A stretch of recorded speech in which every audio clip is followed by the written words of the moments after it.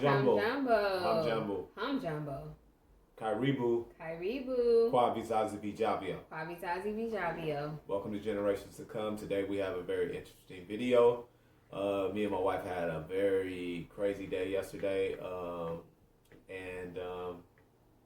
So we was out doing some shopping, looking for some things, couldn't find it. So we ended up going to the mall. We really don't shop at the mall, but we ended up going to the mall because we felt like that was our last ditch effort to find what we was looking for. Right. So we get there and what happened? Something very exciting happened.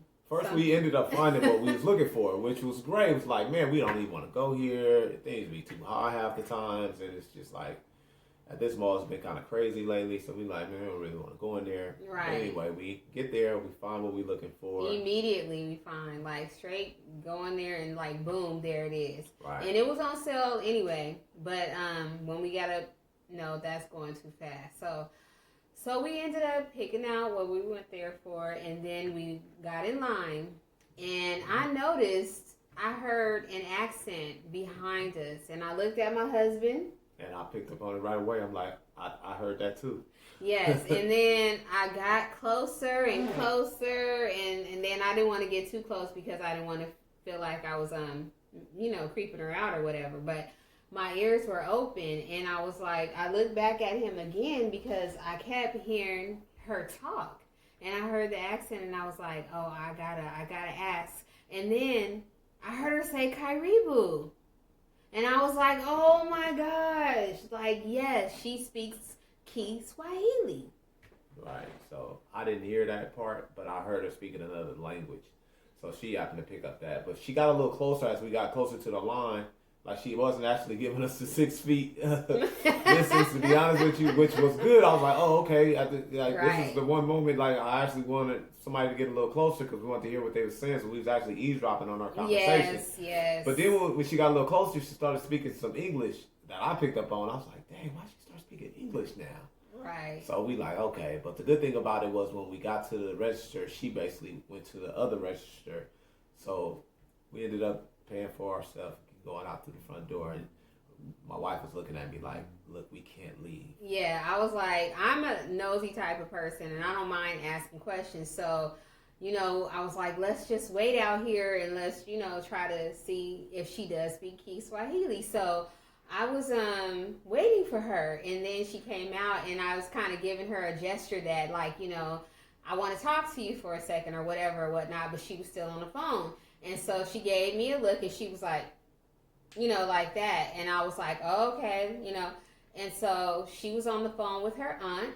And I asked her, I said, do you speak Kiswahili? And she said, yes.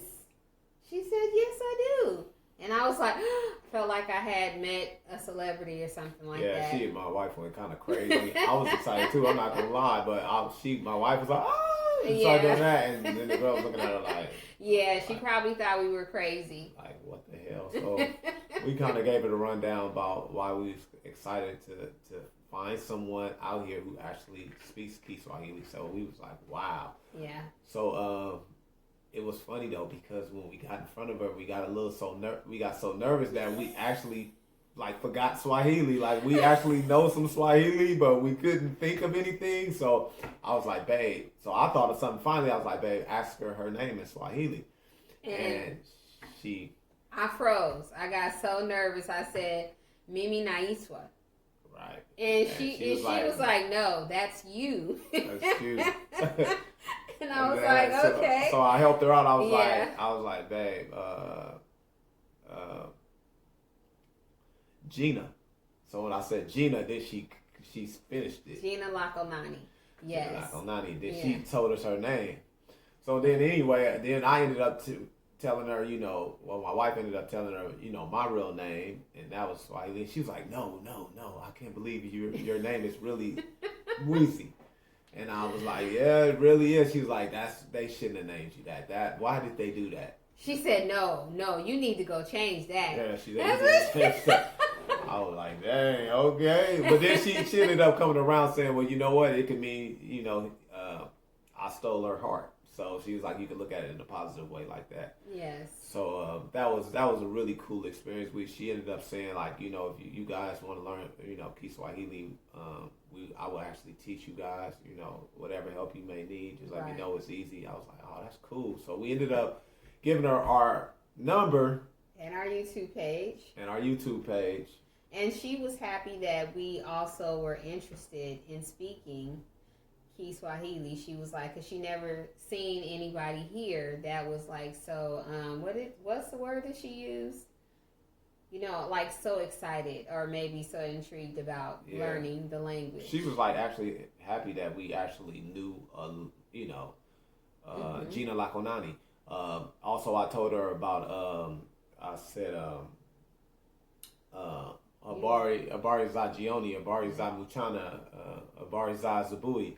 So she was like, wow, I'm trying to teach my boyfriend how to speak it, and he's not even close. And you guys are actually pretty good just knowing that little bit, which we know a lot more than that. But of course, like I said, we kind of froze, so I ain't gonna lie.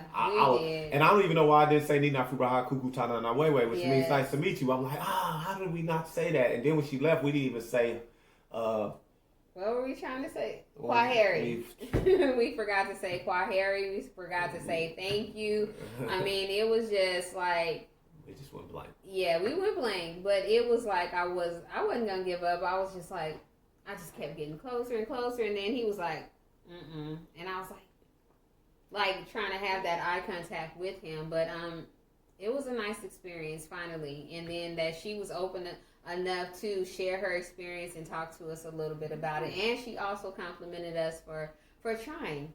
Yeah, it's a great experience. It was good to finally find someone out here who actually speaks Kiswahili. She ended up being from Kenya. I asked about that because I know it's in East Africa and people speak Swahili, and I asked her, was she from Kenya? Because Kenyans have a certain look to them, so I was like, man, you look like you're from Kenya. So she was like, yeah, you know, so I knew a few things. Mm-hmm. So hopefully she calls us because we didn't get her number. We should have told her to call us right then, so I don't know. I didn't want to do that because I felt like we were already probably like doing too much because we were so excited, and I didn't want to scare her or nothing, or I don't know, it just felt kind of weird. But hopefully she will watch the YouTube page and she'll give us a call back, and we can go from there and meet other people. Because you know what I noticed? When you start learning something, then you become drawn to it, like from books or TV. I mean, you just catch up on the Swahili words, some Swahili music. I mean, you just start noticing things that you're interested in. So that's what happened. So that was our experience yesterday. It was a great day. We was very excited to run into somebody. Hopefully we run into more people. We can start building this thing up and get more people involved in learning Kiswahili. Yeah.